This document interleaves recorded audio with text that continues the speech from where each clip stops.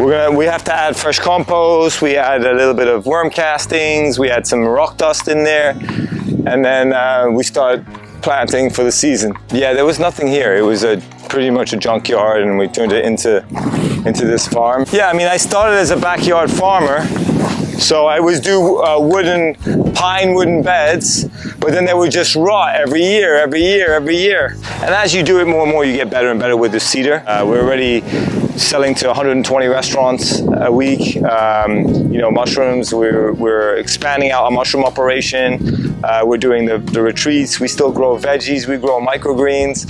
I mean, hello everybody, welcome. You see behind me my garden bed here, and there's a whole bunch of tomato vines I just built, and there's a whole nother setup over here with a bunch of greens, and I have stuff that's going in the ground. Today we're talking about salads and greens and vegetables, because it is that time of year here in South Florida where it's time to grow vegetables.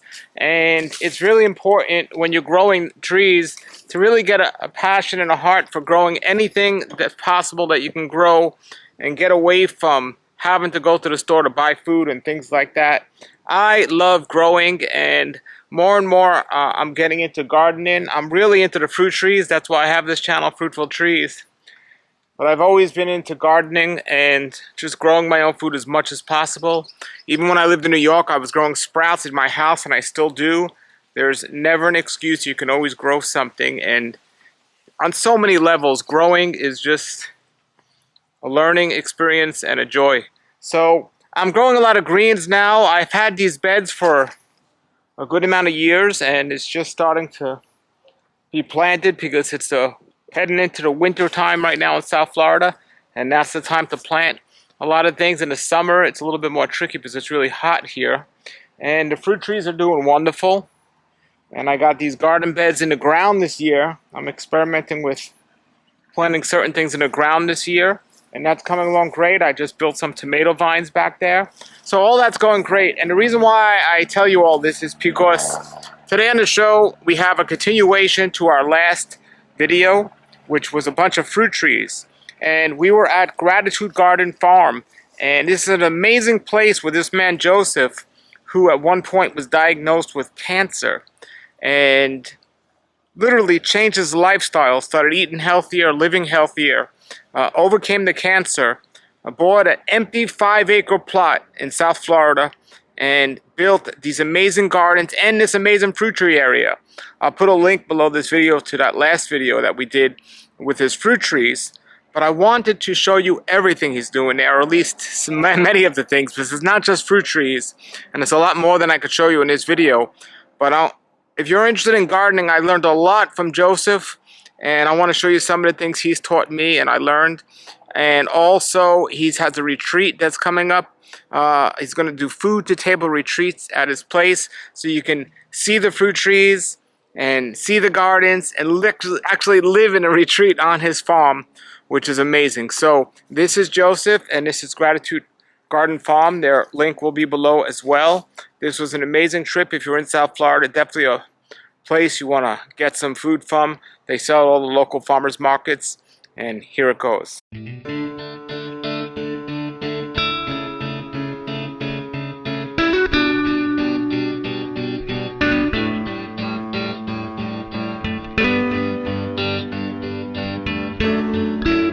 I want to show that so everyone knows that your dreams can come true. When you got this land, you just had that house with empty land here, and then you created all this, right? Yeah, there was nothing here. It was pretty much a junkyard, and we turned it into this farm. Here we have our zucchini lane right here.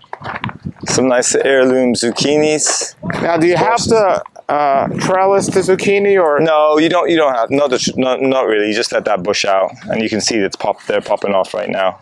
You can see it. All right, so this is the garden here, and they sell their produce at the local markets. Yeah, so we're just starting to plant right now. So tell us here, so when you say you're starting to plant, Since your last like- planting that you had here, after you used up all the produce, did you cover the bed for the We did. You or? can do cover crops, or you can cover some beds. So we'll do a small cover crop, till it in, and then cover it, and let it sit for a couple months over the summer. Let it rest, kill any weed seeds, and regenerate. And what then do you cover it with besides the cover crop? well, you can cover it with tarp for about a month or two to cook any seeds or nematodes or anything in the soil. But cover crops is better. If you're able to just do cover crops and just let them sit all summer and then till them in, that will keep the weeds at bay. Give people an example of a cover crop.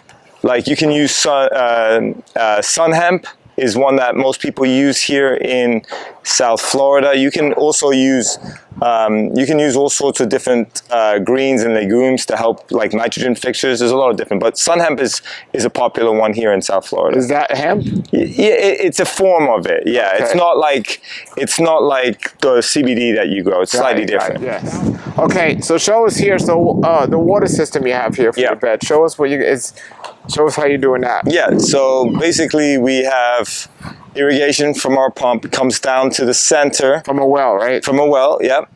We also have RO throughout the entire farm. That's more for the mushrooms and the microgreens and seedling area and stuff like that. We do use well. Our well's really, really good water.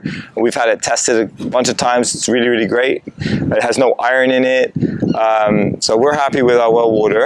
And then we convert it into RO for other stuff So the too. microgreens like the RO water, actually? Yeah, we use RO for anything like that.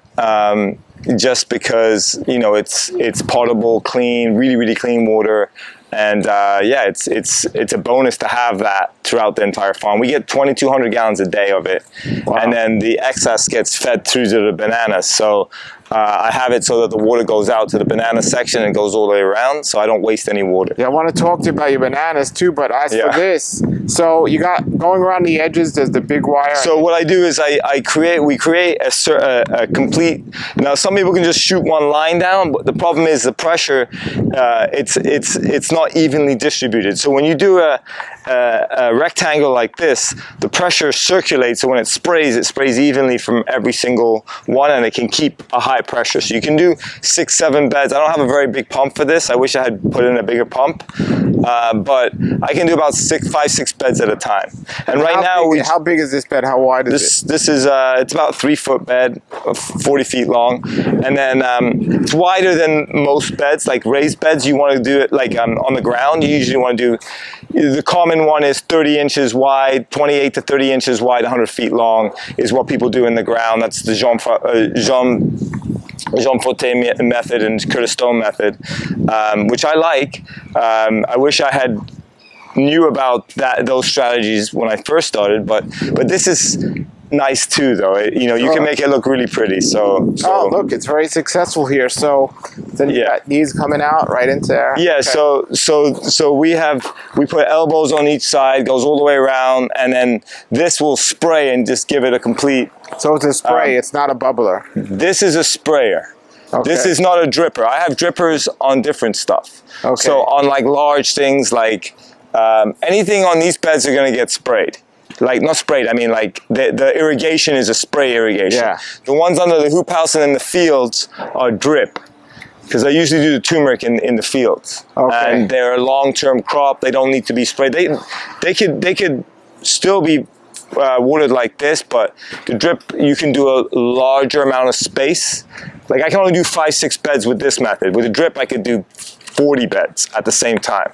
So that's why the drip because is of the pressure. Yeah, it drops the pressure down, just drips instead of spraying. Now that's the soil that you make. Combination. We get some organic compost right now. You can see it over there. It's very expensive, but I buy it. It's a certified organic compost right over there. Okay. And then we're making our own at the same time. We make our own from our microgreens. So we put our microgreens in a big pile, and then we water it, cover it, and then we start another pile. And then we as well. It's great. It works well. And then by the time you're done with that last pile, the first pile is ready to go. So you cover this in hay. Is that for weed control? Yes, because I don't want to leave open soil. Like I said, you never want to leave open soil when you're gardening because weeds are going to take over. You either plant it with what you want or something else is going to come there. So we just put a little bit of this hay here to weed suppression and allow the kale to take off without competing. So besides hay, what else would you cover it with? What's a other good thing to cover it with if you can't get hay? It's a good question. Whatever is organic that hasn't been sprayed that you can cover it with, that's what I would just make sure it's not sprayed, and it should be fine. I know this is going to sit for 4 or 5 months, 6 months, so I want to make sure it's nice and fluffy so that weeds don't come. It saves us a lot of time having to hand weed because we have to hand weed everything here. So we're trying to do whatever we can to stop that. So I'll show you right over here. Now you have a lot of gardens, and if somebody had like half a row of this for their own personal home garden, yeah, then hand weeding wouldn't be as big as a deal, right? No, if you do it. Yeah. A lot of people don't do it. So if you're on top of it, yeah, it's like with anything. If you get what you put your time and attention into. If you want a beautiful garden, you're gonna put work in, and put your effort in. So here we got some collards over here. We got some kale. I got some watermelon radishes over here. I got some mizuna right over here. Right over here, I got some arugula. I used some older seeds, so the germination wasn't great on this side. Now, let me ask you this. Yeah. So first you said you used older seeds, so germination, all of these are direct sowed, right? Yes, this was my cedar. Okay. This cedar right here, let me show you. It's giant cedar right here. Very cool, looks like a little bike. Yeah, so this thing is, you'll take up your gardening level with this because you can really grow a lot of food with this once you get the hang of it. It is a little tricky, there is a learning curve to it, but like anything, if you put the time, you'll be able to learn how to use it. Okay, so you have the raised beds here. Yeah. What's the advantage of the beds as to planting in the ground at this spot? Well, I put drains in here because I wasn't sure, if we had heavy rains, if I would lose my crops, and so I went overboard. But honestly, if you get yourself a nice big area for you to grow in and you raise it up a little bit, then put your rows and then just grow on there during season, you're fine. In the summertime, you're limited to what you can grow anyway, but during season, I don't think you're going to have any problem growing straight into the ground. A lot cheaper. You don't have to spend a fortune on the concrete. But I like this. This is forever. You know what I mean? Sure. So I like this. Is weed control easier in a bed than in the ground, or not necessarily? A little bit, not much. It all depends on how you treat it. If you leave it wide open with fresh, beautiful compost, and weed seeds blow around, birds, and before you know it, you've got 6 foot tall weeds here. So, but yeah, I mean, you just have to be on top of it. You just have to hand weed constantly and be on top of it. Right over here, we got some turnips, we got some onions, arugula, pak choi. See, like this. Look at that. That's wow. It's a Japanese turnip. They're really good. They're actually and the sweet. greens are edible too, yeah, right? Greens are really good. Good to juice, to eat. Now, how long from the time you planted these seeds did they start to come up? About 30 days. I mean, to this point, it's probably been about 30 days since we planted these. I just rolled a couple more. We rolled that one yesterday. That needs to turn the challenging thing is when you start new seeds when it's sunny like this, you cannot let them dry out, and that is a challenge. So now you have to go back, turn the pump on every hour. Otherwise, if they dry out, you have to start again. So as you can see, that bed is starting to dry out a little bit. So to make sure Mateo turns the water on. So don't let it dry out. Good point. Yes, you can't let it dry out. Can't let it dry out. So you can see it's starting to it's still wet, but it's starting to dry out a little bit. And then we've got some zucchinis under the hoop house over there. I planted some tomatoes over there, and then we're starting to fill all this up right now too. So nice. Yeah, in the next 2 weeks, this whole area will be full with plants. And then as we start taking out some of our turmeric, then we start growing different crops out there also. And then obviously our permaculture area that we're building right now in the back with the glamping retreat. We've got a lot of cool stuff that we're planting in there that in a different style. It's more permaculture, everything's tight, and it's more wild and jungly like, as if, you know, where it's more pristine and like. How much land do you have here? 5 acres. 5 acres, Yeah. wow. Look at all that, everybody. This is just a field that we're solarizing right now, and then we're going to take this up and then add fresh compost and do all our stuff now. So this basically, we did a little cover crop on there, tilled it in, and then covered it. So now we'll be ready to plant. So what do you mean a cover crop? Like you were saying earlier? Like a sun hemp, or you can so do you let that grow and then you cover it? Yeah, you chop it down and then you mix it in with your soil. You slightly tilt it into the top, let it decay a little bit, water it, and then you cover it. How long will you leave this covered for? We're gonna take this up probably in a week or two and start planting. We have to add fresh compost. We add a little bit of worm castings. We add some rock dust in there, and then we start planting for the season. We give the beds probably 2 to 3 month rest during the year. And when you plant these beds, you're saying you add different things to each bed, or always add the same thing to each bed? It depends. Depends what I'm growing. If it's a long-term crop, then I'll add like rock dust minerals in it. You know, but typically we'll just add fresh compost and maybe some worm castings, and that's usually enough. You know, we don't over fertilize at all, and everything we use is certified organic. So we usually just use composted. You know, you can use worm teas, and sometimes you can use a little chicken poop, like compost chicken poop. You can use that too. Here we have our zucchini lane right here. Some nice heirloom zucchinis. Now, do you have to trellis the zucchini, or no? You don't have not really. You just let that bush out, and you can see they're popping off right now. You can see right here. Are the greens on the zucchini edible or no? I'm sure you could. I haven't eaten them, but the flowers are. You probably could. I've never done that, so I don't really know. The flowers are. Okay. I'm sure these probably have some medicinal qualities to them. But the chefs like these flowers, and they stuff them. They do all sorts of stuff with them. But you know, these are little heirloom zucchinis. So yeah, we're excited now. So we're getting zucchinis right now, and we've interplanted them with parsley and cilantro. So all of them are interplanted with. Oh, okay. You can see all the parsley and cilantro in between, and that will just be a big bush. How far are the zucchini plants? These will eventually touch. These will be huge. So How far did you plant them? About 3 feet, 2.5, about 3 feet apart. And in the middle there, the zucchini. So is all this on drip here? Yeah, this is on drip. Because I don't want to spray on these because they don't like overspray because they get powdery mildew. They don't like water on their leaves. So we just drip irrigate. Because if we did the spray, the mist will come up and hit the leaves, and then you get powdery mildew. So there's certain things that do better on drip, and some that do better on spray. And did you learn that just from studying, or just by natural process of doing it? Both. Okay. Both. Everything is both. I learned it and I experienced it. Why do you have the covers on the zucchini here?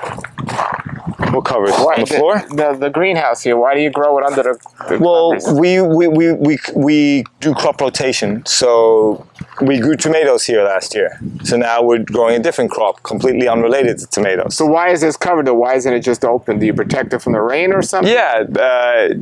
Tomatoes, if they get too much water, the cherry tomatoes will pop, and so it all depends on what you're growing, but certain things can do well in the hoop house. And then in the winter, eggplants and peppers do well because it gets cold. So you can just drop those sides down when it's really, really cold out, and they flourish in there rather than out in the open, and they get an extra 10 degrees hit lower, you know what I mean? It bumps up the temperature in there. And they get enough sun in there too. Yeah, and they get enough sun in there, yeah. I mean, I need to pressure clean that top of that hoop house, but yeah. Here you go, Paul. You get to see it firsthand. All right, there's the spray. Oh, I lost one.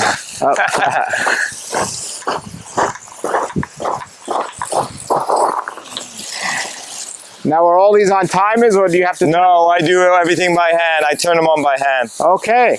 I don't trust the timers. I mean, not that they don't work, but I don't trust them here.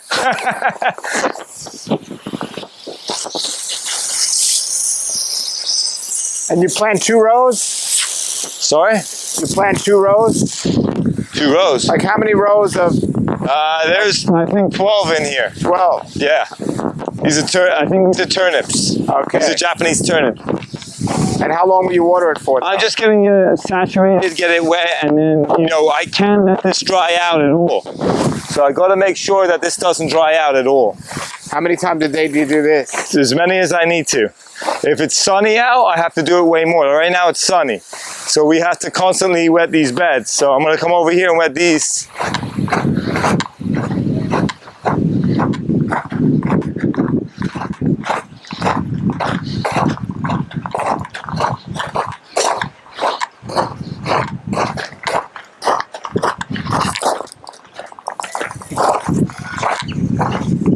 Okay, it's all done manually here. Takes a while till the pressure kicks in. It will kick in right now. See, it loses a little pressure, but this is a great farm.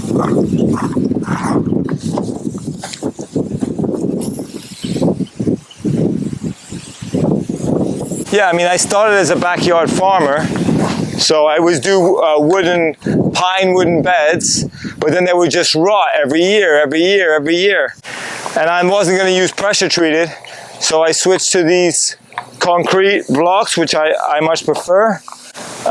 You know, you can always soak them in water, rinse them off, but you know, I don't believe mine had any chemicals or anything bad in it. Sure. As far as I know. Now, besides selling at the market, you're creating a place where you're going to have retreats here. Yes. And you're going to have true farm-to-table food. Yes. At the retreat. Yeah, so under this pole barn area here, we extended that out. I don't know if we were building this last time you were here, and that's been built out. So we already did a farm-to-table, we did a plant-based farm-to-table here in I believe it was in March or April, and we had 150 people here, and it was awesome. Wow. Yeah, Chef Alex did it. Remember Chef Alex? Yep. Vegan Wagon, he did it. Yeah, so it was cool. It was good to get our experience down. But I'm going to show you the retreat area here shortly. Why do you have poles here? This used to be a shade house. So I used to have shade. I could put shade on here if I wanted to, but I'm leaving these poles here because then I can put lines over the top and trellis up. So now I have these wires up top. Now I can, if I'm growing, let's say cucumbers here or a trellising plant here, like beans or whatever, I can just put a wire right over from here all the way down there and then drape down whatever I want, so I can trellis. So every bed in here I can use as a trellis system. Very cool. Which is cool. So that's why I kept it. I don't use the shade as much. I just grow what I can grow in the right time of year rather than trying to force a plant to grow longer than it naturally would like. It's just better like that for everyone. For me too. All right. I'm gonna leave that on. I want them to get very saturated so that we don't have to worry about them. Okay. All right. What else do I have? Is there anything else? 1, 2, 3. That's what I seeded. Oops, sorry. Is this okay? Yeah. You're great. Still here? Yep. Okay. Yep. Oh, I planted those dandelions. So I've got a bed of dandelion that I was planting, but I didn't want to plant it yesterday. It was too hot, so I stopped. But they seem to have come back to life. I was worried. From starters? Yeah, we did some starters for some dandelion, and just because I've never grown them with the cedar, I'm sure they would be fine in the cedar, but I want them in bigger plants so that we can whack them, you know, for juicing and stuff like that. Now, when people grow plants, let's use this for example here. When they're throwing them in the ground, some people just put 1 or 2 seeds in there, and hopefully it'll grow. But some people put a lot more and then thin them out. You can. What do you have a preferred method other than using the cedar? It depends on what. It all depends on what you're growing. You know, if I'm growing a Thai arugula and I want it as a baby, I don't care if it drops multiple seeds. But if I'm trying to grow a turnip or a radish, then I have to thin out 1,000 radishes. It sucks. So I definitely recommend learning how to use a good cedar and understanding how it works so that it drops it perfectly, precisely where you want. And then you have to do very little, if any, seeding, especially if you do it correctly, you know. And as you do it more and more, you get better and better with the seeder. But even with the seeder, does it drop 1 or 2 per space, or does it drop? It drops whatever I tell it to drop. Whatever you tell it to drop. So you can change the gears and do everything like that, but you have to make sure you have the right seed dispenser for the holes where the seed falls in. You have to make sure you have the right gears on there that drops at the right time. You know, you got to make sure your bed is flat enough where it doesn't hit rock and get jammed. So there's definitely a learning curve to it, but once you figure it out, it's a lifesaver when you're gardening like larger amounts of stuff. If you're just doing a couple raised beds for you and your family, you don't need to know all this. But if you're doing something on a larger scale, you should really learn how to use a seeder, for sure. For sure. And with your trees, do you sell any trees here? Start any, grow any seeds? I don't do that. A lot of people do. I'm already spread so thin, Paul. So I mean, like, just to get into another avenue is too much for me. We're already selling to 120 restaurants a week. You know, mushrooms. We're expanding out our mushroom operation. We're doing the retreats. We still grow veggies. We grow microgreens. I mean, the list goes on and on and on. So yes, I could add a million other things, but my wife would probably shoot me if I added one more thing to the list. And we're making products too. So our commercial kitchen is almost done. And that's when we're starting to really increase the level of medicinal products that we're going to be making on the farm, because we're going to be growing, you know, we already grow very rare turmerics, rare mushrooms, all that stuff. So, and everything that you're doing can be seen on your website, right? Yeah. I'm going to put a link below, everybody. I'm also going to put a link below to the other videos that I've done at this farm. I like to come back here often. This is a great example. Teo. And I'm so excited about his area where he's doing for his retreats, and I want to check out those domes because he was telling us about that and they look amazing. Yeah, you're gonna like the domes. Yes. Domes are cool. You just give a little bit of water to these onions, they look thirsty. These are onion tops. I like to grow the onion tops. I love the greens. So everyone grows the bulbs, we don't. We let them grow big greens, and then we just cut and come again on the greens, and they taste just as good as the onions. So yeah, we like the tops. When I lived in Brooklyn, yeah, I used to pass houses and they had the wild onions growing, and the greens were so high. They're so good, and they're good, just the greens. We love them. All right. This is my sorrel bed. Did you water these today? Yeah, he did. It just dries out so fast. And you built all these? Yeah, everything. Very nice. All right, so these are amazing retreats here, and these are domes that he built. Last time this was empty land we were here. And he also has some fruit trees here. Oh, yeah, I'm gonna show you. Amazing. But so look at this, he built a deck and everything for these. Yeah, come on, let me show you real quick. So I'll take you to we have a little permaculture area right here. We've got lemongrass, we've got gardenia at every stairs so that you get this beautiful flowery smell.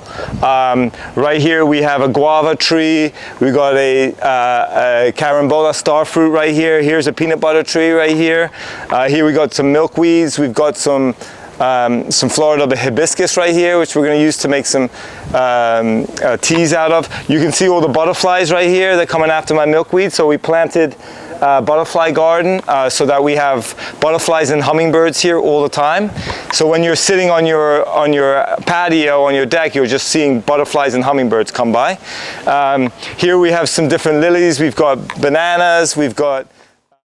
I know this is a channel about fruit trees, but what Joseph has created here on this farm with his wife is absolutely amazing. And they do have a lot of fruit trees, which you could see at the link below the video for the fruit tree video I did on their yard.